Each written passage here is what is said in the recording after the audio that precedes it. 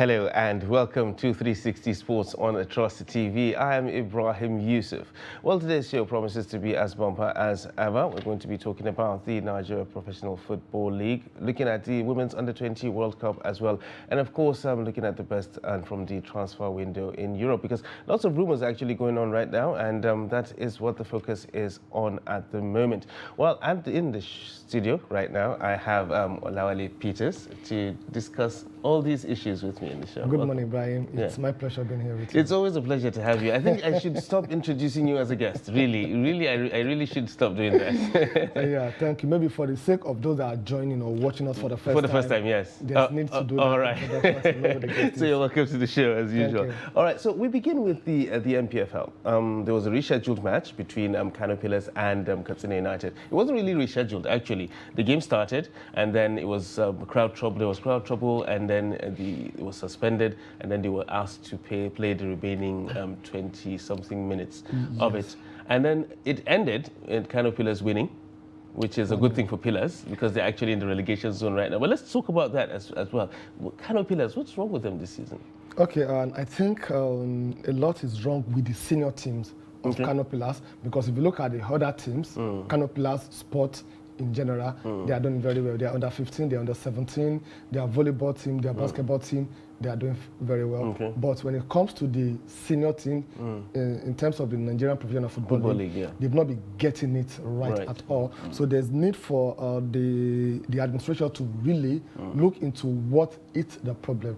Then concerning the match that they replayed yesterday, as far as I'm concerned, I don't know the reason why the LMC they took that decision that the match should be replayed. As far as I'm concerned, since the match was disrupted based on violence from the Kano Pillars supporters, you should have awarded the 3 points to Katsina United, because they have just 11 minutes to play. They stopped the game 79th minute. So yesterday at MKO Stadium, Abuja, they only played for 11 minutes. Yes, and that's not actually the bone of contention when it comes to that match. Right now, Katsina United are saying that Kano Pillars fielded an almost entirely different team from the one that started that game that was disrupted. And while the LMC said that Kano Pillars said they had injured players and whatnot, and all this, how do you see this playing out, really? Okay, I don't think, or I don't know, maybe I have to do more research, that there's a FIFA rule that says if I play with you the first leg and we are replaying or rescheduling, I must use the same 11 players that played the first. But it's assumed that it's the same match. It's the same match, but there's no law saying that it is the first 11 that played that, because you know one thing about law, if it is not clear, do you understand? People can find a way around it. Yeah, there are lots of loopholes actually. A lot of loopholes there, so it is not the fault of the Kano Pillars. And before the match, they submitted the list of the players that will play to the match commissioner. They saw it, they okayed it, and they played the match. I think what Katsina United should be more interested in is to look at the players that played. Are they registered with Kano Pillars for this season? If the answer is yes, they can even pick from their feeder teams. We've seen it in Europe. If you want to start, you are going to name your squad, probably 20, 25, depending. And if the first 11 is not working, then you go in and bring in other players. It may be a tactics from Kano Pillars that, the first 11 that played the other time, that caused an issue, it was nil up to 79 minutes. I need to bring in fresh other players that the Katsina United, they are not known, and they got the result at the 98th minute. Oxley and Awalu that scored the goal. So, and he happened to be one of those players that were actually brought in. Yes. So I don't think the issue of it's not a must that the people that played in Kano, there's no law that says. There's no law. So as far as I'm concerned, they've not done anything wrong in using a strategy that worked for them, since it is within the law. Well, that's those 3 points that Pillars got actually brought them out of the relegation zone, because if we look at the table right now, we'll see that Pillars are actually out of the relegation zone at the moment. They're on 16th on 35 points, and can this mark the beginning of a resurgence for them? I think we'll wait till Sunday when they are playing their next match against Remo Star to see what will happen. And if you look at the table, it shows that the competition this time around, it's very, very, very strong. Exactly. They are currently 16th on the log with 35 points. So that means if they win their next match, they'll be on 38 points. The possibility of them coming to 10th position exactly is very, very high. It's very, very high. Yes, exactly. So it's not that they have been relegated or they've lost it. And if you look at the difference, it is only MFM. Maybe they need to intensify in their prayer to make sure that they are out of where they are right now. They are the only one with 28 points so far that have 2-point margin. So even they are not doing very bad. Yes. So I think the game is going to be very competitive. But the Kano Pillars that we used to know, they need to start living their name as Kano Pillars. That's all other teams they really want. They'll be scared to play them because they know what they have. Because they have a lot of potentials, a lot of resources in Kano. And of course, and the name as well. I mean, like the name Kano Pillars, it strikes fear into the hearts of the name is like you're talking about Bended Insurance, exactly, back then, and Abiola Babes, 3SC, back then, Shooting Star back then. Exactly. So they have to start living their names. Well, let's hope the Kano Pillars actually get their act together, and we'll see what happens when they play Remo this weekend. Well, let's talk about the Under 20 Women's World Cup. Its preparations are ongoing. It's actually going to start very soon. So and we have some very good news coming out from that end, and that's Nigeria's Mimisen Iyohe has been listed as an assistant referee to actually be an official in that particular tournament. We have this issue every time there's a big major tournament, football tournament. We always talk about this. There are no Nigerian officials. Nigerian officials are not called. We are being discriminated against. They are racist. All this. We always get that. What exactly is the problem? Is it that we don't have quality officials in Nigeria that can actually be picked? Okay, and I think we shouldn't generalize the issue that they didn't pick. Do we deserve to be there? Yes. That is the question we should be asking ourselves. And I've said it here before that our female team, or when it comes to professionalism in the game of sports, the women, they are more professional and they are making us proud in this country than their male counterpart. That is nothing but the truth. I can go on with the analysis and example. Let's start with this now. Okay. She's not only going to go and refer as in the Nations Cup. She's going to the World Cup. Exactly. So that shows that they've seen something good, credible. Number one, integrity, consistencies. They've seen this in her before they will now appoint her. And this is not the first time she's doing this. She was among the female referee that referred in 2021 CHAN Championship. Okay. So she referred in the male competition. 2021 also in Egypt, Cairo final, she was there as the assistant referee. So it is a reputation that she has built over the years time. That is now paying up for her. We all cried here, and we all cried here when we were going to AFCON, and the only referee coming from Nigeria was an assistant referee, just on the wall. And that's the thing, and this is within the African continent. We're not even talking about worldwide. So that shows that we are not getting it right. If we want to be sincere with ourselves, we watch our NPFL, and we saw what the Nigerian referees they are used to.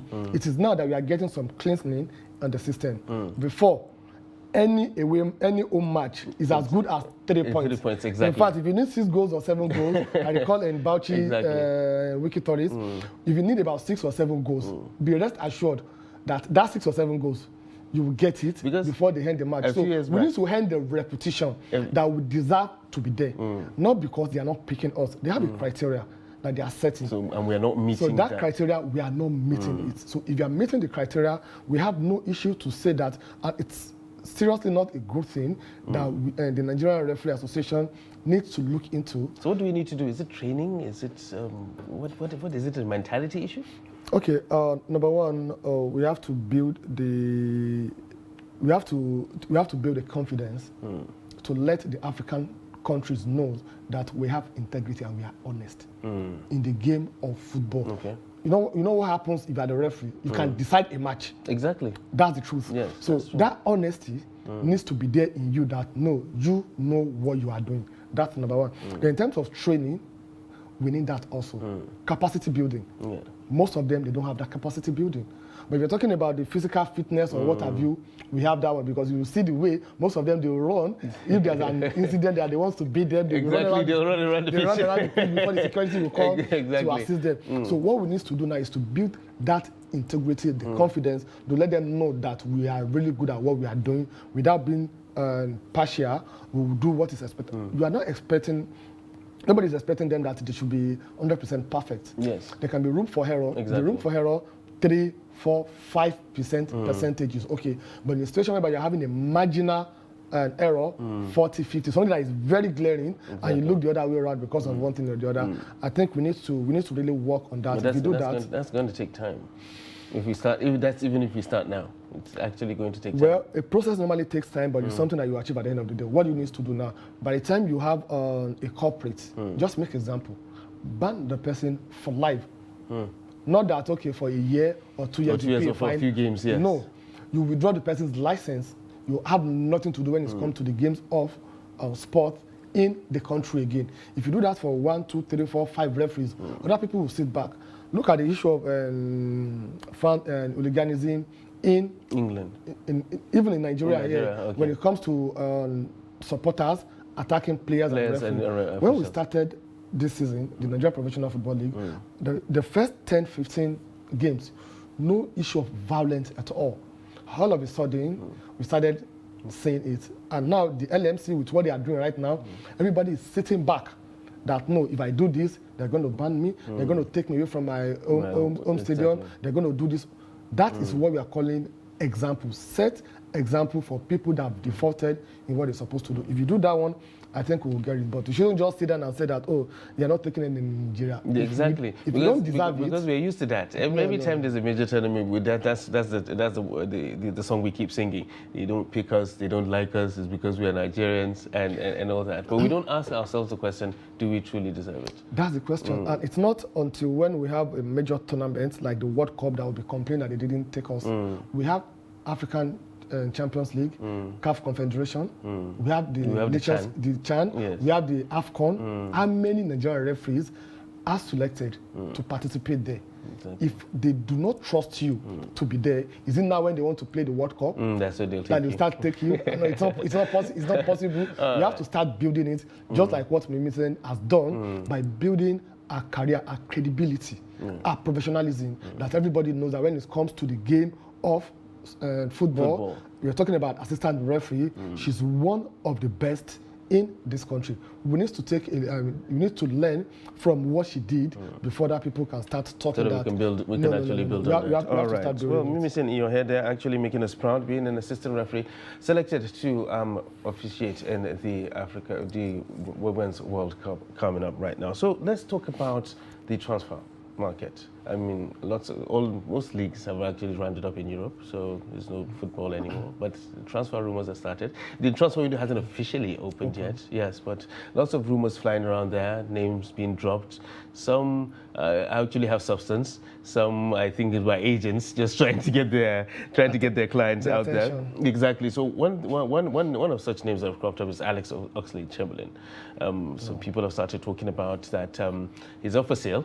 And names have started to be dropped. Aston Villa, West Ham, they're looking into Alex Oxley-Chamberlain. So now, if you have a team now, would you purchase? Would you? How do you think Oxley-Chamberlain can fit in? Okay, I think it's a good player.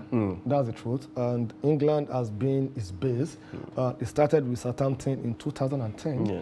He spent only 1 year there before he moved to Arsenal, and where he spent 6 years. He was there between 2011 to 2017. Then he went. Yeah, and he scored 9 goals. Before he looked at it that if I continue my career like this, I will not win any trophy. So the best thing for me to do is to look for where I can make it. So he left Arsenal. He left Arsenal and went to Liverpool. To Liverpool. Yeah. And Liverpool, he has won everything. He has won the Premier League, Champions League, FA Cup, Carling Cup. So he has won everything. So is it getting the normal playing time? Exactly. He's not getting it because of the number of stars they have in Liverpool very right good now. Players. So very good players. So he's just 28 years old. So he needs to look at his future and his career. So the next thing for him is to leave Liverpool. That's the truth. Okay. But physically, he hasn't been very good as well. He has had a myriad of injuries as well. Yes, he's injury prone. He's injury prone. And between 2017 till this season, that has been in Liverpool, he played only 96 times, and he scored only 9 goals. Exactly. So that means there's need for him to really go out there and do something. Now, between Aston Villa and West Ham, exactly. if you ask me, someone that has been playing in Europe needs to continue playing in Europe. Okay. So with that, I think West Ham, it's a good place for him to go. Okay. And with his experience and the likes of Conte also, who is the likes of other players like Bowen that we have in West Ham also, they will do a very good work together to marshal the attacking midfield in West Ham. They're going to play in Europe, and they're also not title contender, but top 4 contenders for next season. So it's a very good one for him than going to Aston Villa, where they are still team in transition. Because before they can break into that top 4 or top 6, I don't see Aston Villa getting there. What they will be working on is to see how they can get into top 10 or top 8. So if you're looking at a star like Chamberlain, I think the best place for him to go is West Ham. Now is to go to. So we talked about minutes earlier. Do you think right now, looking at this current West Ham team, if he goes to West Ham, he will get those minutes that he actually needs? Yes, definitely. If he stays healthy. Definitely, he will do that because it will be part of the contract agreement that is going to sign with them, because they include that in the contract also. If I'm coming to your team, I need to know what wing am I going to play, or where, I mean, how many minutes am I coming from the bench, or this something like that. So that needs to be really looked into. Okay. I think he needs more playing time. He's a fantastic player. He's very fast. He has the pace. He has the goal, the eye for goal. But he needs to really go. And he's still young as well. Still very young, 28 years old. So he needs to go to a place where he will re-establish himself as a good or prolific player. And you think the Hammers are the way to go? Yes. Well, we'll hope David Moyes is actually listening right now so that he can go and get Alex Oxlade-Chamberlain to beef up the West Ham squad. So while we're still talking transfer now, let's talk about Arsenal. Arsenal, well, they are Arsenal. Yeah. Let's just leave it. Let's leave it at that. They are our Arsenal. they are Arsenal, and they seem to be having a striker crisis. Aubameyang left. Lacazette isn't firing on all cylinders. Martinelli is this and that, and well, they seem to have an interest now in Alvaro Morata, who happens to be a brilliant striker. So, do you think that is a good move for Morata and Arsenal? Okay, I don't know the reason why Arsenal wants to go for Morata again. Okay. Because Morata was in Chelsea before. He left. He didn't cut it. Yeah. He didn't click in. That is the truth. You know, most of an Italian player or a player that has been established in Serie A coming to England to play, they find it very difficult, sincerely, to click in. Except if you are living from England to Serie A. We've seen a lot of. We saw what Abraham is doing right now. We saw what Lukaku did. So we have a lot of them. Even Morata also, when he went back to Serie A, he picked up again. So yes, do they need established players? Arsenal really need it. They need it in the defense, midfield, and up front also, because they just have what they have now. So, though a lot of people don't agree, but they are still small boys. So they need someone with this experience that can. They don't have a leader. Okay. They don't have a leader when they are playing, and we've seen that when they play the big boys. When they play Liverpool, Manchester United, Manchester City, showed last season. It shows that they really need that experienced or established player to calm things down. I mean, to calm things down, because their body is very, very hot, being young one. So they need established player. But Morata, I don't think is the answer to their problem. Also, no, he's very injury prone also. He's very injury prone also. So he's not the kind of person that you bring in to say, okay, week in, week out, this guy's going to not at all. Not that you're going to play in Europe also now, so they'll be playing week in, week out. Exactly. They'll be playing like two matches in a week, unlike the last few years that they've been playing only one match. So they have to look at a striker that is very, very agile and very rugged and strong. So if you had to help your brothers now, Arsenal, and give them advice and say, okay, this is the person you need to go for, as they are looking for a centre forward right now, and you pointed out that they need a centre forward with a certain level of experience, who would you ask them to go? Okay, I'll tell them to go and beg Aubameyang and bring him back. To beg Aubameyang and bring him back? Well, that's going to be a tough ask. Because you said I should help them. That's the only help I can give to them. Because sincerely, it's a very, very good player. You know, there's one thing about a manager. You need to learn how to work on the psyche of your player and bring the best out of them. We're not saying that what Aubameyang did it went against the policy of the club. But there are ways you can manage it. We have players that have done worse than what he did. Yes. But there's a way they manage it. And if you're a striker also, you have to be very careful of the team you are going, the coach that will manage you. We're all human. We can err anytime. We can make errors anytime. Do you have a manager that will sit you down and let you know, no, don't do it this way, or a manager that will just throw you under the bus? So also, that will come into play. So you think the Aubameyang situation was completely mismanaged by Arteta? 100%. Well, that's 100%. What a lot of people actually accuse Arteta of not being able to know how to manage it very well. Manage the players themselves. Not really that he has his tactics wrong yet. Some people have issues with that as well. But the man management problem, they really have a problem with it. Yeah, sure. Another solution to that problem is if they can go for Dennis. Okay. Emmanuel Dennis. If they can go for him also. He has proved himself. He's very strong and ready to go. So what they need is someone up there that can do the finish work for them. So you can go for Dennis also. But does he have the requisite experience that you're talking about? I mean, like, has he been around as long as? Yeah, it's not compulsory they get it from the striker. From the striker, okay. They can get it from the midfield or they can get it from the defense. So that means they should go and look outside there for a good midfielder or a defender that will be able to manage them in times of their crisis. Okay. Well, finally, now before we go, just still talking about the transfer window, still talking about transfer rumors, really. Marcus Rashford has come out to say he's keen to stay at Manchester United. Do you think this is a good move for him and for Manchester United? Because we just finished talking about Arsenal, and we said they are Arsenal, and Manchester United, well, they're Manchester United. Okay, if you look at Marcus Rashford, I'm still trying to find out what happened to him. I recall when Marcus Rashford, when he announced himself in Manchester United in 2015-2016, his first game during the Europa League, he scored 2 goals.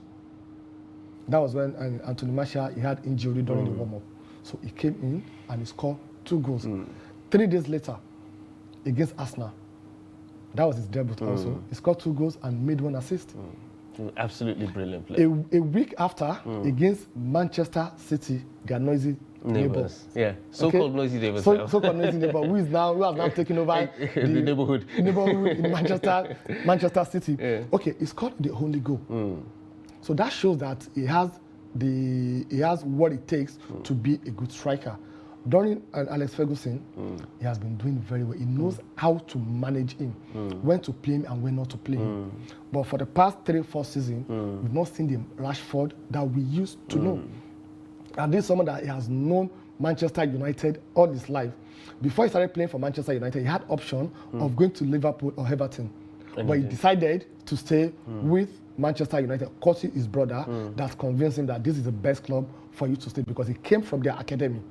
Okay, so I don't think him thinking of leaving is a problem. Okay. But with the new coach that they have now that believes so much in young players, I think next season we'll see another Rashford. But he needs to improve on his own game. He needs to up his game because of the competition. So as far as I'm concerned, I think someone like Rashford shouldn't even be contemplating or thinking of leaving Manchester United. What he needs to do is to rediscover himself and make the management team to have faith that they used to have in to have it in going forward. Again. All right. Well, Marcus Rashford stay put in Manchester United. That is our opinion right here in the studio, and that is how we're going to wrap it up on the 360 Sports on the Trust TV today. And well, I'd like to say a very big thank you to Onale Peters for coming in. It's my pleasure being here. Always a pleasure having you on the show. Thank you. It's always a pleasure. So, and well, join us again next time. We'll be right here giving you the very best in sports as we do all day, every day. I am Ibrahim Yusuf saying thank you for staying with us.